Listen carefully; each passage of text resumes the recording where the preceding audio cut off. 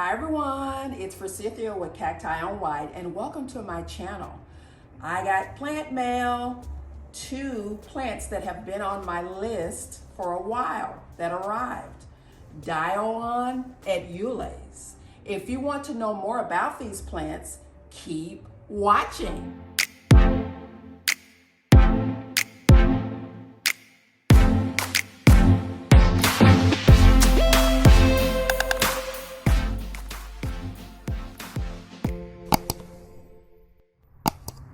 So guys, these shipped in these cones.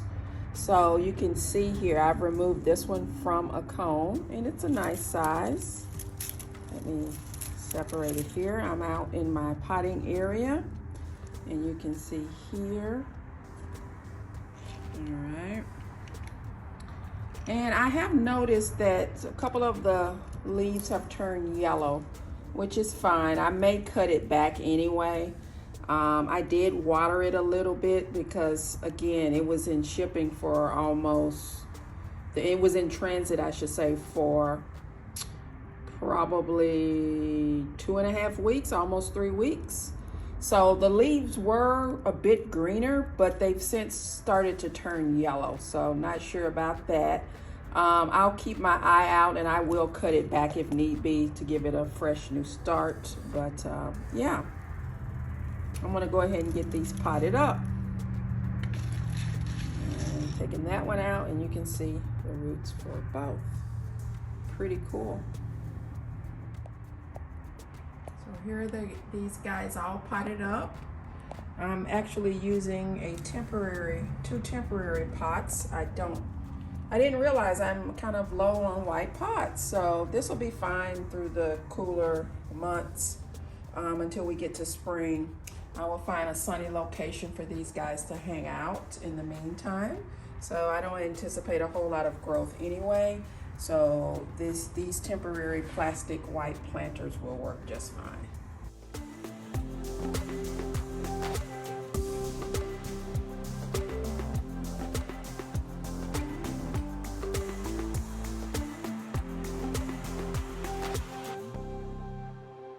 All right, guys. Now that I have these beautiful plants potted up in their temporary planters, let's talk a little bit more about the Dioon Edule. So it is native to Mexico from the areas around Nuevo Leon and San Luis. The name actually translates to mean 2 edible eggs. So isn't that interesting? So there are a pair of seeds that it produces, and so that's where it gets this interesting name, Dioon Edule. It is a tongue twister, I have to say. So a little bit about the care. They can actually grow really, really tall, up to 160 feet. In the right environment, in habitat, they can grow very, very tall. They are very, very slow growing plants. If they remind you of another plant, specifically the sago palm, they are not the same family, but I think genetically related. That's why you see the similarities. The leaves are very, very spiny, actually. They don't look it, but they are pretty sharp. They're firm, hard, leathery type leaves, and depending on how you touch it, you can really poke yourself with the leaves. From a flowering perspective, it does produce female and male cones. I will put pictures of some of the cones here so you guys can see that. In regards to light, it loves full sun. It can thrive in full sunlight when outdoors, but it can also work well where in a situation where it gets partial shade. Okay, the ideal locations outdoors in regards to hardiness is zones 9 to 11.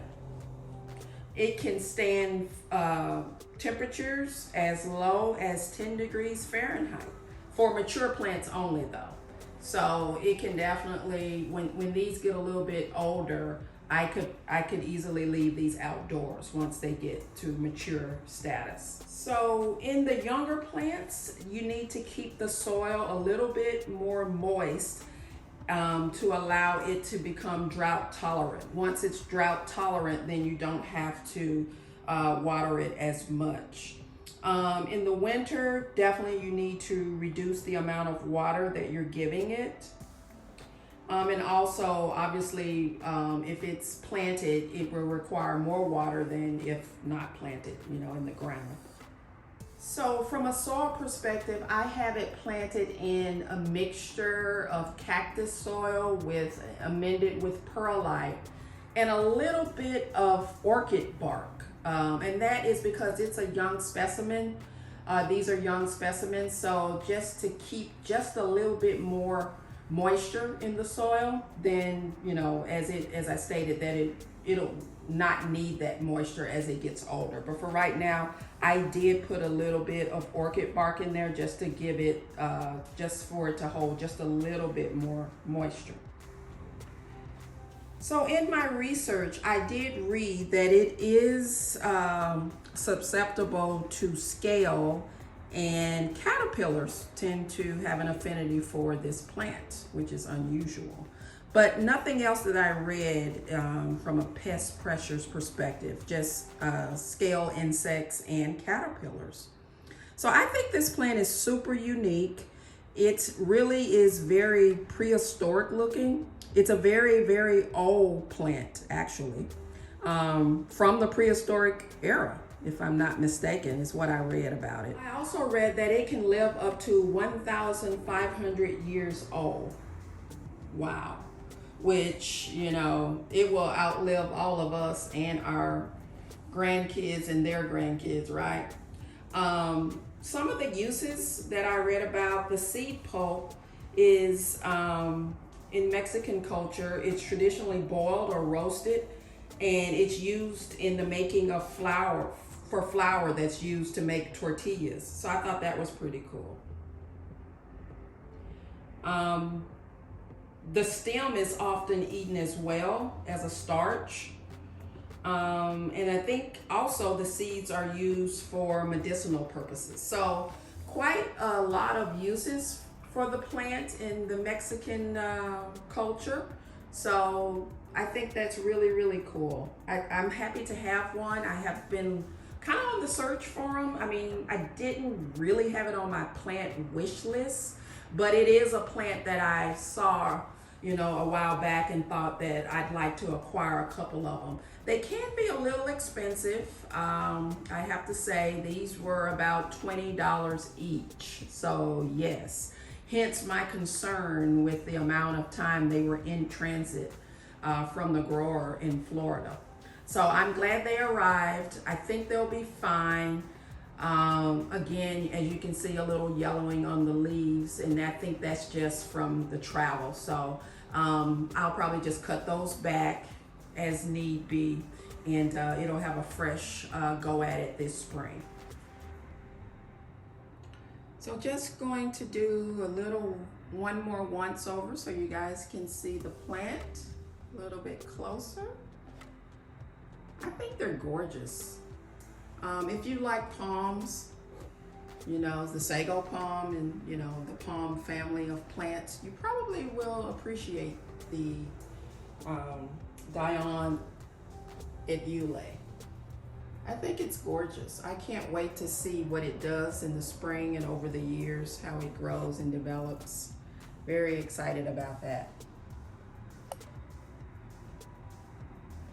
I know that the sago palm is poisonous to pets.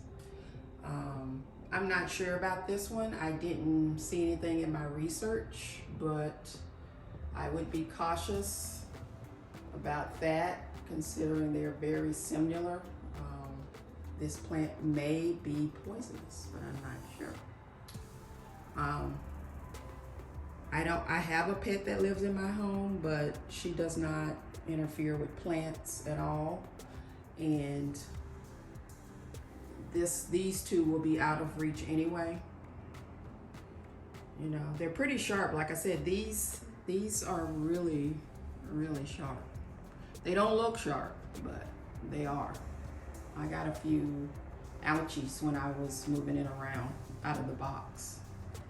But yeah, wanted to share this with you guys, this plant, my recent purchase online. I did get these from a seller out of Florida via eBay.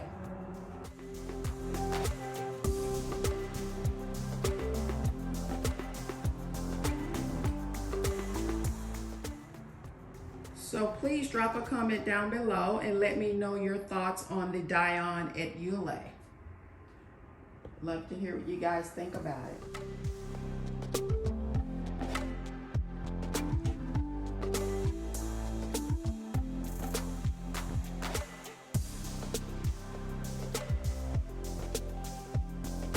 Okay guys, I'm going to go ahead and close the video out for today. I hope you enjoyed learning more about my Dioon Edules and maybe consider adding them to your collection. So if you like this video, give it a thumbs up. Also, consider subscribing to the channel. It really helps me out. Turn on your post notifications so you know when I upload a new video, and I will see you in the next one. Bye.